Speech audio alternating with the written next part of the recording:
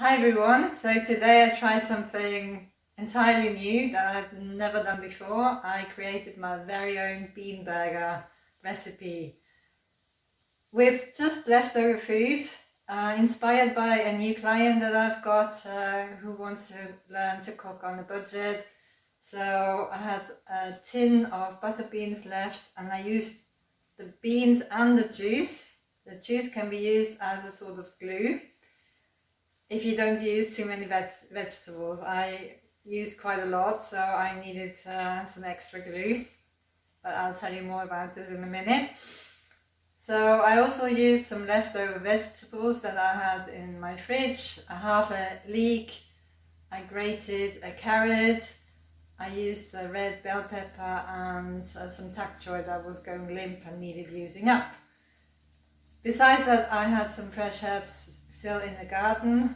Although my garden is a jungle, there were still there was some thyme, some oregano and some parsley and some muggy that I could harvest, and I chopped it up finely, put it in there, used some turmeric for some extra color and some, of course, salt and pepper.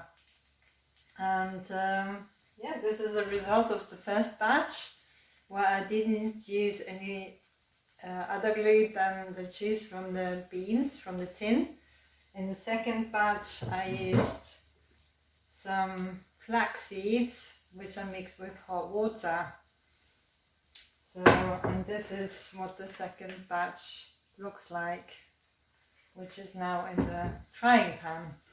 So I'm really curious what this is going to taste like, and well, wish me luck. Try it yourself, get creative with leftover beans and vegetables, herbs and spices, and use some glue. So apart from some flour, you can use eggs, you can use flaxseeds with hot water. Yeah, agar would also work if you know what that is. And yeah, I wish you a lot of success and inspiration, and speak soon. Bye bye.